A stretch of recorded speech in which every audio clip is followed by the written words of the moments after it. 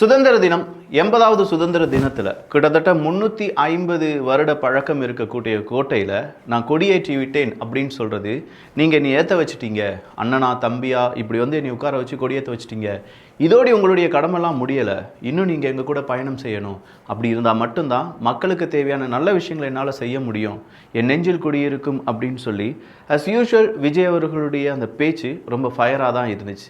ஆனால் விஜய் அவர்களை தரைக்குறைவாக பேசின நயினா நாகேந்திரன் அவர்களுடைய பேச்சு இன்னைக்கு கடும் கண்டனத்துக்கு உட்பட்டிருக்கிறது. சட்டமன்றத்திலே போய் அப்பாவை தேடுவாங்க, வீட்டில் போய் அம்மாட்ட கேட்டா தானே அப்பா யாருன்னு சொல்லுவாங்க. ஆனால் சட்டமன்றத்தில் போய் அப்பாவை தேடினா யாரும் கிடையாது. என்ன நடந்திருக்கு அப்படிங்கிறத இந்த ஒரு பதிவில் பார்க்க போகிறோம். இது ஆழமான அரசியல் சதுரங்கம்.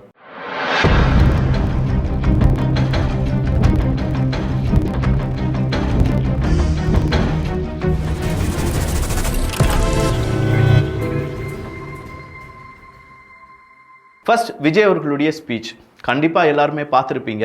பார்த்த நிறைய பேருக்கு பரவாயில்ல, இந்த மனுஷன் இந்த நேரத்தில் இதை சொல்லியிருப்பார் அப்படின்னு சொல்லி நான் எதிர்பார்க்கவே இல்லை அப்படின்னு சொல்லி நீங்கள் ஏதாவது ஒரு விஷயத்த நினச்சிருப்பீங்கல்ல, அதை உங்களுடைய கருத்துக்களாக பதிவு பண்ணலாம்.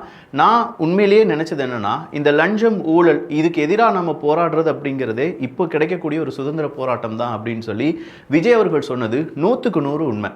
நமக்கு சுதந்திரம் கிடைச்சாலுமே அதை கம்ப்ளீட்டாக நம்மளால் அனுபவிக்க முடியுதா அப்படின்னு கேட்டால், நம்மகிட்ட இருக்கக்கூடிய இந்த லஞ்சம் ஊழல் இது எல்லாமே இல்லாமல் இருந்திருந்தால் இதை விட நல்ல வாழ்க்கையை தமிழ்நாட்டு மக்களும் இந்திய மக்களும் அடைந்திருப்பார்கள் அப்படிங்கிறதுல மாற்று கருத்து எனக்கு துளியும் கிடையாது. அடுத்ததான் விஜய் அவர்களுடைய ஸ்பீச்சில் ஜென்சி சிங்கங்கள் அப்படின்னு சொல்லியிருந்தாங்க. அடுத்த கட்ட அரசியலினுடைய எதிர்காலம், அரசு இல்லாட்டி கட்சி இவங்களுடைய எதிர்காலம் இது எல்லாமே ஜென்சி பசங்களை நம்பி தான் இருக்குது அப்படிங்கிறத ரொம்ப பெரிய அளவில் தெரிந்து கொண்டார் விஜய் அவர்கள். அதனால தான் அவர் சிஎம் விஜயா மாறி இருக்காரு. அதன் பிறகு அடுத்த 10-15 வருஷத்துக்கு நம்ம தான் அப்படிங்கிறதுல வேற யாருக்கும் எந்த சந்தேகமும் வந்துடக்கூடாது அப்படிங்கிறதுல ரொம்ப ஸ்ட்ராங்காக இருக்கார் மனுஷன். ஸோ என்ன பேசணும், அது பேசுனா எங்கே போய் கிளிக் ஆகும், எப்படி ரீச் ஆகும், அது கரெக்டாக அவருடைய பேச்சு தோணியிலிருந்து நமக்கு தெரியுது. அப்போ ஜென்சி சிங்கங்கள் அப்படின்னு சொன்னதோடு மட்டும் இல்லாமல் நேர்மையான அரசு இப்போது அமைந்திருக்கிறது அப்படிங்கிறத மக்கள் பாராட்டிட்டு இருக்காங்க. அப்படி ஒரு அரசாங்கத்தை அமைக்க தான் நீங்கள் எல்லாருமே சேர்ந்து பாடுபட்டீங்க, அது இப்போ நடந்திருக்கு அப்படின்னு சொல்லி என்டையர் கிரெடிட்டை தூக்கி மக்கள்கிட்ட கொடுத்துட்டார். நீங்கள் தான் இனி அமர வச்சுருக்கீங்க, நீங்கள் தான் இனி கொடியேற்ற வச்சுருக்கீங்க அப்படின்னு சொல்லி மக்களாகிய நீங்கள் தான் நான் தான் நீங்கள், அதில் மாற்றமே கிடையாது, நீங்களும் என் கூட இனிமேல் உட்காந்து என்ன செய்யணும், அதாவது சிஎம் ஆக்கிட்டீங்க அதோடு என் பொறுப்பு முடிஞ்சிடுச்சுன்னு சொல்லி விலகி போகக்கூடாது, எல்லாருமே ஒன்றா நடத்தினா மட்டும்தான் இந்த தமிழ்நாட்டை நல்லபடியாக கொண்டு போக முடியும் அப்படின்னு சொல்லியும், அது இல்லாமல் அவங்களுடைய திட்டங்கள் என்ன அப்படிங்கிறது ரொம்ப ஈஸியாக ரொம்ப கேஷுவலாக சொல்கிற மாதிரியே சொல்லியிருந்தார். பழைய திட்டங்களை நாங்கள் அப்படியே மறுபடியும் கொண்டு போயிட்டு இருக்கோம், அதை எக்ஸ்பேண்ட் பண்ணிட்டு இருக்கோம் அப்படின்னு சொன்னாங்க. அதில் அம்மையார் ஜெயலலிதா அவர்களுடைய அம்மா உணவகம் திட்டத்தை எடுத்து சொன்னார். அதன் பிறகு காலை உணவு திட்டம், எங்கப்பா எங்கால பற்றிலாம் சொல்ல மாட்டீங்களாப்பா அப்படின்னு சொல்லி வேறு கட்சியை சார்ந்த தலைவர்கள் அவங்கள பற்றிலாம் எந்த குறிப்பும் கிடையாது. அவருடைய சுதந்திர தின விழாவில் அவர் எடுத்து கூறிய ஒரு தலைவர் அம்மா ஜெயலலிதா அவர்கள், பெரியார் அவர்கள், அடுத்ததான் அண்ணா அவர்கள். இவங்க 3 பேருடைய பெயர் தான் இருந்தது, காமராஜர் அவர்கள் இவங்களுடைய பெயர் மட்டும்தான் இருந்தது என்பது குறிப்பிடத்தக்கது. ஸோ இதில் அடுத்து அவர் சொல்கிறது என்னென்னா, 3 மந்த் ஆகுது, இந்த 3 மாதத்தில் நம்முடைய அரசாங்கம் நிறைய செயல் திட்டங்களை செய்திருக்கிறோம் அப்படின்னு சொல்லி அவர் ஒரு பட்டியல் வாசிக்கிறார். விவசாயிகளுடைய கடன் தள்ளுபடியாக இருக்கட்டும், அதில் 5932 அப்படிங்கிறது 5932 அப்படின்னு சொன்னது ஒரு சின்ன சர்ச்சையாக மாறிச்சு. அதுக்கு விர்ச்சுவல் வாரியர்ஸ், என்னப்பா எங்கள் தலைவர் சின்னதாக ஏதோ சொல்லிட்டாரு, உங்கள் தலைவர் இதெல்லாம் என்ன சொல்லியிருக்காருன்னு சொல்லி ஏகப்பட்ட வீடியோவை ட்ரோல் பண்ணிட்டு இருக்காங்க. ரொம்ப முக்கியமாக அவர் பேசின ஆங்கிலம் ரொம்ப தெளிவாக மக்களுக்கு புரிகிற மாதிரியும் அதே நேரத்தில் ரொம்ப ஃப்ளூயன்சியாக பேசியிருந்தார். அதுவே ரொம்ப பெரிய அளவில் இப்போ தமிழ்நாட்டு முதல்வர்கள் அப்படின்னு சொல்லும்போது கடைசி 2 முதல்வர்களை விட இவர் நல்லா பேசுகிறார் ஆங்கிலம் அப்படிங்கிறது இப்போ எல்லோருக்குமே தெரிஞ்ச ஒரு விஷயம்தான். I once again extend my respectful greetings and salute the people of Tamil Nadu who has broken the caste and religious considerations, rejecting money and muscle power, and gave us an overwhelming support to establish people-centric and social justice government. We are on a mission mode to achieve corruption-free government. We want our people to develop zero tolerance towards corruption. And we appeal to the officials and the people of Tamil Nadu to make our state corruption-free. Iniki so media coverage அப்படிங்கிறது ஆங்கில ஊடகம் 17ஆம் தேதி லைவாக விஜய் அவர்களை நீங்கள் பார்க்கலாம் அப்படின்னு சொல்லி வேறு இந்தியா டுடே அறிவிச்சிருக்காங்க. இது எல்லாமே சேர்ந்து ஒரு எதிர்பார்ப்பு எகிரி இருக்கு அப்படின்னு சொல்லலாம். இதில் ஜூன் 20, 30 அப்படிங்கிற டேட்லாம் அவர் நினைவு கூறியிருந்தார். ஏன்னா சட்ட ஒழுங்குக்காக நம்ம எல்லாருமே கூட்டம் கூட்டி அந்த சட்டத்தை பாதுகாப்பதற்கான முன்னுரிமை கொடுக்கப்படும் அப்படின்னும், கவர்மெண்ட் ஆஃபீஸில் வரக்கூடிய மக்களை கண்ணியமாக நடத்த வேண்டும், அவங்களுக்கு சேவை அளிக்கக்கூடிய மையமாக தான் அது இருக்க வேண்டுமே தவிர அவங்களுக்கு எந்த விதமான டார்ச்சரும் இருக்கக்கூடாது அப்படின்னு சொல்லி அவர் சொல்லியிருந்தார். ரொம்ப முக்கியமான விஷயம், சுதந்திரம் அப்படிங்கிறது வெகு சிலருக்கு மட்டும் கிடைக்கக்கூடிய ஒரு பொருளாக இருக்கக்கூடாது, அது எல்லோருக்கும் சமமானதாக இருக்க வேண்டும் அப்படின்னு சொல்லி அவர் சொன்ன வார்த்தைகள் ரொம்பவே நல்லா இருந்துச்சு. ஸோ இதுதான் விஜய் அவர்கள் ஸ்பீச்சினுடைய ஒரு சின்ன டீகோட் அப்படின்னு சொல்லலாம். அதை தாண்டி இன்னைக்கு நயினார் நாகேந்திரன் அவர்கள் பேசியிருந்தது ரொம்ப அருவருப்பான அரசியல், அற்பத்தனமான அரசியல், சிறுபிள்ளைத்தனமான அரசியல் அப்படின்னு சொல்ல முடியாது, கீழ்த்தனமான அரசியல் வேணா அப்படின்னு சொல்லலாம்.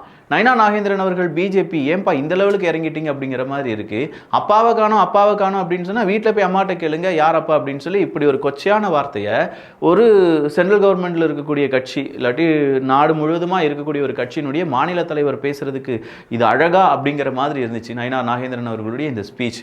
இந்த ஸ்பீச்சை கேட்கும்போது திமுகவை சொன்னால் இவங்களுக்கு ஏன் குத்துது குடையுது அப்படிங்கிற மாதிரி நிறைய பேர் கேட்டிருந்தாங்க. அதுவும் நயினார் நாகேந்திரன் அவர்கள் அப்படின்னு சொல்லும்போதே பாஜக இப்போ இறங்கு முகத்தில் இருக்காங்க. பாஜகங்கிற ஒரு கட்சி இப்போ தமிழ்நாட்டில் இருக்கா அப்படிங்கிற ஒரு கேள்வியே இருந்துட்டு இருக்கு. இதில் மாநில தலைவருடைய இந்த சர்ச்சையான பேச்சு அப்படிங்கிறத எப்படி மக்கள் அக்செப்ட் பண்ண போகிறாங்க அப்படிங்கிறது சுத்தமாக தெரியல. ஆல்ரெடி நயினார் நாகேந்திரன் அவர்கள் மீதும் அவங்களுடைய மகன் மீதும் ஒரு வழக்கு அப்படிங்கிறது இப்போது நிலுவையில் இருந்து கொண்டு இருக்கிறது. விசாரணை அப்படிங்கிறது செய்யப்படுமா இல்லையா அப்படிங்கிற மாதிரியான பல விஷயங்கள் நம்ம காதுகளுக்கு கேட்டுட்டு தான் இருக்கு.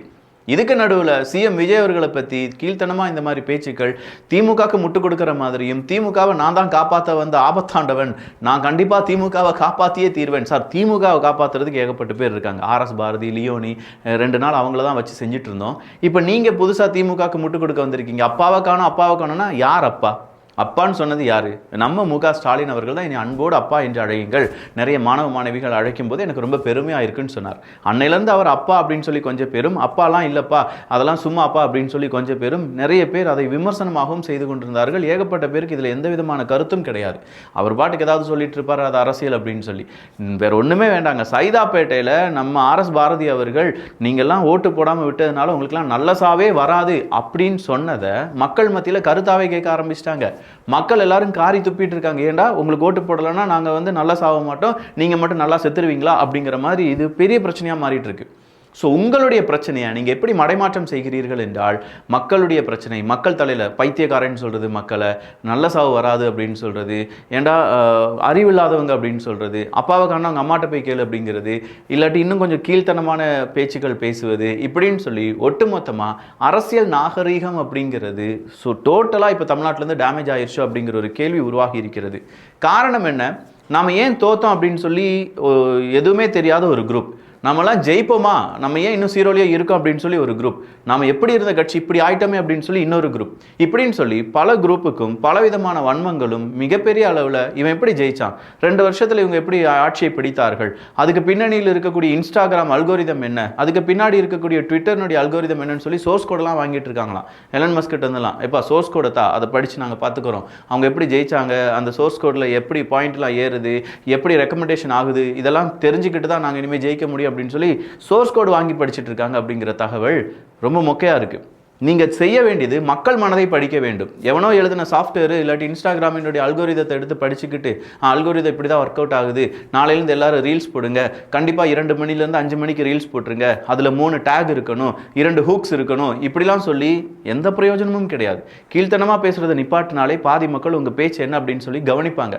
இன்னைக்கு நயினார் நாகேந்திரன் அவர்கள் பேசினதற்கு எதிராக வழக்குகள் அப்படிங்கிறது தொடரப்படும். ஏகப்பட்ட அமைச்சர்கள் அவங்களுடைய கண்டனங்களை தெரிவித்திருக்கிறார்கள். மக்கள் கடுமையாக நயினார் நாகேந்திரன் அவர்கள் மீது கோபமாக இருக்காங்க. இன்னும் அண்ணாமலை அவர்கள் கூட இது என்னப்பா நாகரிகம் இல்லாத பேச்சு அப்படின்னு சொல்லி அவரே விமர்சனம் வச்சுட்டாருன்னு வச்சுக்கோங்களேன். ஸோ டோட்டலாக இனி எடப்பாடி பழனிசாமி அவர்கள் இதை விமர்சிப்பாரா? மாட்டார். திமுகவை சார்ந்தவங்க யாராவது நயினார் நாகேந்திரன் அவர்கள் பேசினதை விமர்சிப்பாங்களா? மாட்டாங்க. அப்போ ஒரு கூட்டணி அப்படிங்கிறது நம்மளால உறுதியாக நம்ப முடியுது. அதிமுக, பாஜக, திமுக, இதில் யாரோ 2 பேர் நேரடியாகவும் யாரோ ஒரு நபர் அவங்களுக்கு பின்னாடி மறைமுகமாகவும் இருக்க போகிறார்கள் அப்படிங்கிறது மட்டும்தான்.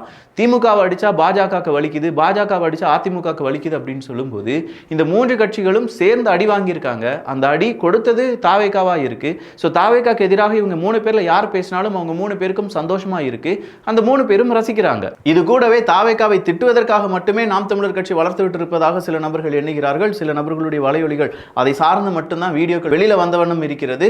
அவங்க நாம் தமிழர் கட்சி அந்த வீடியோ போடும்போது இந்த 3 பேருக்கும் இனிக்குது, ஆஹா பேசிட்டாப்ல, சொல்லட்டிட்டாப்ல அப்படின்னு சொன்ன இந்த 3 பேர் அந்த வீடியோவை ஷேர் பண்றாங்க. ஷேர் பண்ணி வியூஸ் போகுது. உடனே அவரும் மாற்றி தாவேகாவை திட்டி இது என்ன நடக்குது அப்படின்னா, உங்களுக்கு வியூஸ் போகும், யூடியூப்பில் நீங்கள் நிறைய வேணால் ஆட்கள் சப்ஸ்கிரைப் கொண்டு வரலாம். ஆனால் மக்கள் மத்தியில் இது நெகட்டிவ் இம்பேக்டை ஏற்படுத்தும். இன்றைக்கும் நம்முடைய சீமான் அவர்களை உங்களால் ஒரு தலைவராக, ஒரு மிகப்பெரிய எழுச்சி தலைவராக, அடுத்த கட்ட அரசியல் தலைவராக கொண்டு வர முடியாமல் போனதற்கான காரணம் மீடியா அவரை போர்ட்ரேட் செய்த விதம் தான். இன்றைக்கி அதே மீடியா நீங்கள் என்ன தான் இன்னொருத்தவங்களை கழுவி ஊற்றினாலும் அவங்கள ஹீரோயிசமாக காண்பிக்கிறது மக்கள் மனதில் அவர் ஹீரோவாக இருந்துட்டு இருக்கார். எகெயின் அண்ட் எகெயின் அவர் ஹீரோ கிடையாது, அவர் ஜீரோ, அவங்களெல்லாம் நாங்கள் தான் எல்லாம் செட் பண்ணி விட்டோம், எங்களால் தான் அவர் 108 தொகுதியை ஜெயிச்சார், மீதம் இருக்கும் தொகுதியெல்லாம் தோத்ததற்கு காரணம் நாங்கள் தான் அப்படின்னு சொல்லி அதில் பிரயோஜனமே இல்லை. அட்லீஸ்ட் 2-3 தொகுதியிலாவது நீங்கள் ஜெயிச்சுட்டு வந்து பேசுங்கன்னு சொல்லும்போது உங்கள் மூஞ்சை நீங்கள் எங்கே வச்சுக்கிடுவீங்க அப்படிங்கிற ஒரு கேள்விலாம் உருவாகிட்டு இருக்கு. அப்போ இதே கேள்வி அது ஒரு கட்சிக்கு கிடையாது. அதிமுகவை நம்ம எடுத்து பார்த்தோம்னா அதிமுக இறங்கு முகத்திலே இருக்காங்க. அதிமுகங்கிற கட்சியில் இன்னும் எத்தனை பேர் அடுத்ததாக தாவேகாக்குள்ள ஜம்ப் பண்ணுவாங்க அப்படிங்கிறது தெரியாத புரியாத புதிராக இருக்கிறது. திமுக எடுத்து பார்த்தோம்னா யார் பேச்சாளர், யார் உண்மையாக திமுகவினுடைய கொள்கையை பரப்புகிறார்கள், யார் உண்மையிலேயே மக்களுக்காக பேசுகிறார்கள் அப்படிங்கிறது இன்னைக்கு யாருக்குமே தெரியாத புதிர். ஏன்னா சட்டமன்றத்திலே அவங்களுடைய எந்த நடவடிக்கையும் சரி கிடையாது. நார்மலாக ஸ்டேஜ் போட்டு பேசினாலும் அங்கேயும் எதையாவது பேசி ரொம்ப பெரிய அளவில் சிக்கலுக்கு வந்துடுறாங்க. எலும்பு உடைப்போம் அப்படின்னு சொல்லி ஒருத்தர் பேசுகிறாரு, நல்ல சாவு வராது ஒருத்தர் பேசுகிறாரு, இன்னும் கொஞ்சம் பேர் ஏண்டா நீங்களாம் நல்லா இருப்பீங்களா அப்படின்னு சொல்லி பேசுகிறாங்க. இப்படியே பேசிட்டே இருந்தீங்கன்னா என்ன நடக்க போகுது? மக்கள் எல்லாரும் வெறுத்தவங்களெல்லாம் ஒதுக்க போகிறாங்க. சரி, மக்கள் அரசியலை கவனிக்கிறாங்களான்னு கேட்டால் ஆர்எஸ் பாரதி என்ன பேசுகிறான்னு சொல்லி மக்கள்கிட்ட கேளுங்க, தெரியும். சைதாப்பேட்டை மக்களுக்கு தெரியுது, எங்களெல்லாம் நல்ல சாவு வராதுன்னு சொல்லிட்டாப்புல திமுகவினுடைய முக்கியமான நபர் அப்படின்னு சொல்லி அந்த மக்கள் பேச ஆரம்பிக்கிறாங்க. அதே நேரத்தில் மக்கள்கிட்ட போய் அதிமுகவினுடைய எடப்பாடி பழனிசாமி அவர்கள் என்ன கருத்தை சொன்னார் அப்படின்னு கேட்டால் அது தெரியாது. ஆனால் விஜய் பற்றி இல்லாட்டி தாவேகா பற்றி என்ன சொன்னாங்க அப்படின்னு சொல்லிட்டு அது மக்களுக்கு தெரியுது. ஸோ ரீச் அதிகமாக இருக்கிறதுனால நீங்கள் கொஞ்சம் கவனமாக இருங்க. தாவேகா ரொம்ப கவனமாக ரொம்ப சைலண்டாக அவங்களுடைய வேலையெல்லாம் செஞ்சு முடிச்சுட்டு போயிட்டே இருக்காங்க. தாவேகா செய்கிற அரசியலுக்கும் நீங்கள் செய்கிற அரசியலுக்கும் உள்ள வித்தியாசம் என்ன தெரியுமா? தாவேகா அவங்களுடைய வெற்றியை மக்களுக்கு சமர்ப்பிக்கிறது. என்ன, உங்களால் தான் நான் ஜெயித்தேன், உங்களால் தான் நான் கொடியேற்றிட்டு இருக்கேன், உங்களால் தான் நான் இந்த நிலைமைக்கு வந்திருக்கேன் அப்படின்னு சொல்லிடுறாங்க. நீங்களாம் என்ன செஞ்சிட்டு இருக்கீங்க? உங்களுடைய தோல்வியை மக்கள் முன்னாடி கொண்டு போயிட்டு இருக்கீங்க. அட பைத்தியக்காரர்களா, உங்களால் தான் நான் தோத்தேன், அடே நல்ல சாவு வராதரா அவங்களுக்குலாம், உங்களால் தான் நாங்கள் தோத்தோம் இப்படின்னு சொல்லி உங்களுடைய தோல்வியை மக்களுக்கும் அவங்களுடைய வெற்றியை மக்களுக்கும் சமர்ப்பிக்கிறார்கள். எப்போதுமே இன்னொருத்தனுக்கு நம்ம அட்வைஸ் சொல்கிறோம்னா அவனை வெற்றியாளராகவும் நம்மை தோல்வியாளராகவும் கருதி கொண்டு ஒரு அட்வைஸ் சொன்னோம்னா அவன் ஈஸியாக ஜெயிச்சிருவான். அவன் மேலே எல்லா குத்தத்தையும் சொல்லிட்டு அவன் மனசுக்குள்ள ஒரு கில்ட் ஃபீலிங்கை வர வச்சுட்டே இருந்தீங்கன்னு வச்சுக்கோங்களேன், சத்தியமாக சொல்கிறேன், உங்கள் பெத்த மவனாக இருந்தாலுமே ஒரு வயசுக்கு மேலே ஒரு குற்ற உணர்ச்சியை தூண்டி தூண்டி தூண்டி உருவாக்கக்கூடிய எந்த உறவும் நீண்டு நின்றதாக சரித்திரமே கிடையாது. நல்ல உணர்ச்சி, வெற்றி உணர்ச்சி, ஒரு ஒற்றுமையான உணர்ச்சியை உருவாக்க வேண்டுமே தவிர குற்ற உணர்ச்சியை வைத்து மட்டும் அரசியல் செஞ்சிடலாம் அப்படின்னு நினச்சா அது ஃபெயிலியர் மாடல் தான். அதை ஏன் இன்னும் நீங்கள் புரிஞ்சுக்கிடாமல் வன்மம் நிறைந்த அரசியலாகும், அப்பா எங்கே அப்படின்னு கேட்ட கேள்வியும் உங்கள் அம்மாட்ட போய் கேளு அப்படின்னு சொல்லி நைனா நாகேந்திரன் அவர்கள் பேசின இந்த பேச்சு கடுமையான கண்டனத்துக்குரியது. ஸோ ஓவராலாக சுதந்திர தினத்தன்றும் தாவேகா ஒரு பாயிண்ட் லீடிங்க்கு போயிட்டாங்க. மீதம் இருக்கும் கட்சிகள் மீண்டும் பின்னோக்கி சென்று கொண்டிருக்கிறார்கள். சீக்கிரமாக முன்னேறுங்க, நிறைய விஷயங்கள் புரிஞ்சுக்கோங்க. சைக்காலஜிக்கலாக தாவேகா ப்ளே பண்ணுறது ரொம்ப ஈஸியாக மக்கள் மத்தியில் ரீச் ஆகுது. நீங்கள் பேசுகிறது நெகட்டிவாக ரீச் ஆகுது. அதுதான் உங்களுடைய வீழ்ச்சிக்கான காரணமாகவும் இருக்க போகிறது. இதிலிருந்து தப்பிப்பதற்கு நீங்கள் உங்களுடைய இன்ஃப்ராஸ்ட்ரக்சர், உங்களுடைய கட்டமைப்பு, உங்களுடைய ஒவ்வொரு பேச்சாளர்கள் இவங்க எல்லாருக்குமே வித்தியாசமான ஒரு அணுகுமுறையை ஏற்படுத்துவதற்கான ஒரு கண்டிப்பாக ஒரு ட்ரைனிங்கை கொடுங்க. அப்படி இருந்தால் மட்டும்தான் இதிலிருந்து மாற்றம் அப்படிங்கிறது வரும். நல்ல அரசியலை மக்கள் எதிர்பார்க்கிறார்கள். நல்லது பேசுனீங்கன்னா மக்கள் சூப்பராக அக்செப்ட் பண்ணுறாங்க, கெட்டது பேசுனீங்கன்னா சூப்பராக ரிஜெக்ட் பண்ணுறாங்க, வச்சு செஞ்சிடுறாங்க. பார்த்து இருந்துக்கோங்க மக்கா. நல்லதை பகிர்ந்து நல்ல சமுதாயத்தை உருவாக்குவோம். நன்றி, வணக்கம்.